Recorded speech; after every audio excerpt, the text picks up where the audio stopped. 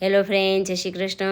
આજે આપણે એકદમ ક્રિસ્પી, સ્વાદમાં બહુ ટેસ્ટી એવો દિવાળી સ્પેશિયલ ઘઉંના લોટનો એકદમ નવો જ નાસ્તો બનાવીશું।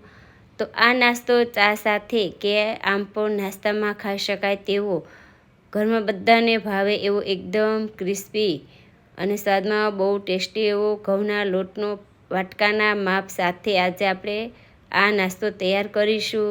તો તેના માટે મેં 2 વાટકા ઘઉંનો રોટલીનો ઝીણો લોટ લીધો છે। હવે આ લોટને આપણે ચાળીને લેવાનો છે। તો 2 વાટકા ઘઉંના લોટ સાથે અડધા વાટકા જેટલો આપણે રવો એડ કરીશું। જે ઝીણો રવો આવે છે એ લેવાનો છે। અડધા વાટકા જેટલું તેલનું મોણ લેશું। તો તેલને ગરમ કરીને લેશું। ગરમ કરવાથી આ નાસ્તો છે એકદમ ફરસો બનશે। તો 4 થી 5 ચમચી જેટલું આપણે તેલનું મોણ એડ કરીશું। અને આ મોણ છે એ લોટમાં એકદમ સરસ એક કણમાં લાગી જાય એ રીતે સરસ રીતે હાથથી લોટને મિક્સ કરવાનો છે। તો આ રીતે હાથમાં લોટ લઈ અને મુઠ્ઠી પડે એ રીતના મોણ આપણું થવું જોઈએ। તો એકદમ સરસ રીતે તેલનું મોણ છે એ લોટમાં થઈ ગયું છે। તો જે વાટકાના માપથી લોટ લીધો છે એ વાટકાના માપથી 1 વાટકો આપણે એક પેનની અંદર પાણી લેશું।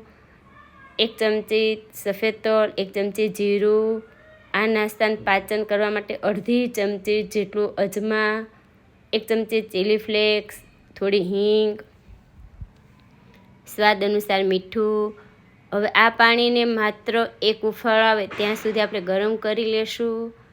આ રીતના એક ઉફાળો આવે એટલે ગેસની ફ્લેમ બંધ કરી થોડી કસ્તુરી મેથી એડ કરશું। કસ્તુરી મેથી છેલ્લે જ એડ કરવાની છે, ન તો એનો જે કલર છે એ જળવાઈ નહીં રહે। તો આ પાણીને ઢાંકીને 5 મિનિટ માટે રહેવા દેશું। આ રીતે કરવાથી મસાલાની સ્મેલ પાણીમાં સરસ બેસી જશે। તો 5 મિનિટ જેવું થઈ ગયું છે અને આ પાણી પણ થોડું ઠંડુ થઈ ગયું। હવે વાટકામાં કાઢી લેશું। તો આ પાણી નોર્મલ એવું ગરમ રહે ત્યાં સુધી એને ઠંડુ કરી પછી આપણે લોટ તૈયાર કરીશું। તો થોડું આ રીતે પાણીને ઠંડુ કરી પછી એનો લોટ બાંધશું। તો મેં અત્યારે થોડું પાણી વધાર્યું છે, બરાબર લોટમાં મિક્સ કરશું। જો તમે વાટકાના માપથી લોટ અને પાણીનું માપ સરખું હશે તો તમારે 2 વાટકા લોટની સાથે 1 વાટકો પાણીની જરૂર પડશે। તો જે આપણે પાણી વધાર્યું હતું એ પણ એડ કરી દેશું। બરાબર મિક્સ કરી મીડિયમ એવો લોટ તૈયાર કરીશું। ભાખરી જેવો કડક પણ નહીં અને રોટલી જેવો ઢીલો પણ નહીં। તો મીડિયમ એવો આ લોટ તૈયાર કરવાનો છે। જો તમારાથી આ રીતના મીડિયમ એવો લોટ ના બન્યો હોય ને લોટ કડક હોય તો એક્સ્ટ્રા 2 થી 3 ચમચી જેટલું પાણી એડ કરી લોટને મીડિયમ એવો કરી લેવાનો। હવે આ લોટને ઢાંકીને 5 મિનિટ માટે રહેવા દેશું। ત્યાં સુધીમાં આપણે એક મસાલો તૈયાર કરીશું। તો થોડું કાશ્મીરી લાલ મરચું, ધાણા જીરું અને થોડો મેં સંચળ પાવડર લીધો છે। આ ત્રણેયને આપણે સરસ મિક્સ કરી લેશું। તો આ મસાલો આપણે નાસ્તા ઉપર સ્પ્રિંકલ કરીશું, એનાથી નાસ્તો છે એકદમ ચટપટો ટેસ્ટી એવો બનશે। તો ત્યાં સુધીમાં આપણા આ લોટને પણ 5 મિનિટ જેવું થઈ ગયું છે। તો ઘઉંનો લોટ છે એટલે એને મસળીને લેવાથી નાસ્તો આપણો એકદમ ફરસો બનશે। તો જે તેલ વધ્યું છે એ આપણે 1 થી 2 ચમચી જેટલું તેલ એડ કરી આ લોટને 2 મિનિટ માટે મસળી લેશું। તો 2 ચમચી જેટલું તેલનું મોણ લીધું છે અને 2 મિનિટ માટે મસળવાનું છે। તમે ઘીનું મોણ પણ લઈ શકો।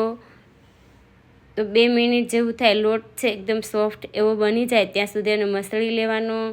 તો આ રીતના મીડિયમ એવો લોટ તૈયાર કર્યો છે।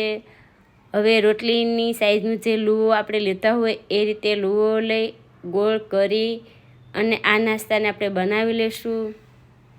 તો મેં આ રીતની પાટલી લીધી છે। જો તમે લાકડાની પાટલી લ્યો તો તમારે નીચે થોડું તેલ લગાડી આ નાસ્તાને વણી લેવાનો। તો કોરો લોટનો ઉપયોગ કરવાનો નથી, કેમકે આ લોટ આપણે મીડિયમ એવો બાંધ્યો છે એટલે આમ જ વણાઈ જશે। તો આ રીતના મોટી પૂરી હોય એ રીતે આ નાસ્તાને વણી લેવાનો। તો આ રીતે મેં કરકરિયાવાળી ચપ્પુ લીધી છે, એનાથી આ રીતે હું 4 ભાગમાં એને કટ કરું છું। આ નાસ્તો ફૂલે નહીં એના માટે આપણે આ રીતે એને કાપ મૂકીશું। તો આ નાસ્તો પૂરી જેવો પતલો જ વણવાનો છે, જાડો વણવાનો નથી। રોટલી જેવું પતલું વણશો તો નાસ્તો છે એકદમ ક્રિસ્પી બનશે. અને આ રીતે મેં એના આકારમાં કટ કર્યો છે. 4 ભાગમાં કટ કરી વચ્ચે મેં પણ એને કરકરિયાવાળી ચપ્પુથી એને કાપ મૂક્યા છે. હવે આ રીતના તેલને ચેક કરી લેશું. તો તેલ પણ મીડિયમ એવું જ ગરમ કરવાનું છે, વધારે પડતું તેલ ગરમ કરવાનું નથી. તેલમાં આપણે આ નાસ્તો એડ કરીશું. તો ગેસની ફ્લેમ મીડિયમ રાખીને જ આ નાસ્તાને તળવાનો છે. તળાતા 6 થી 7 મિનિટ જેવો સમય લાગશે. ગેસની ફ્લેમ મીડિયમ રાખીને જ આ નાસ્તાને તળાવવા દેવાનો છે, કેમ કે ઘઉંના લોટનો નાસ્તો જ છે એટલે એને થોડી ક્રિસ્પી થતાં વાર લાગે છે. અને જેમ ક્રિસ્પી થશે એમ આ નાસ્તો ખાવાની ખૂબ મજા આવશે. તો નાસ્તો ઉપર આવે એટલે જરાથી ફેરવી બંને સાઈડ આ રીતે ફેરવતા જશું અને બ્રાઉન કલરનો થાય ત્યાં સુધી આ નાસ્તાને તળી લેવાનો છે. તો ગેસની ફ્લેમ હાઈ રાખી અને આ નાસ્તો તળશો તો બહારથી લાલ થઈ જશે અને ક્રિસ્પી પણ નહીં થાય. તો ગેસની ફ્લેમ મીડિયમ રાખી બ્રાઉન કલરનો થાય ત્યાં સુધી આ નાસ્તાને તળાવી દેવાનો છે. જેમ તળાતા વાર લાગશે એમ આ નાસ્તો એકદમ ક્રિસ્પી એવો બનશે. તો આ રીતના બ્રાઉન કલરનો થાય એટલે એક ડીશની અંદર આ નાસ્તાને આપણે ઝારો ત્રાંસો રાખી તેલ નિતારી અને આ નાસ્તાને ડીશની અંદર કાઢી લેશું.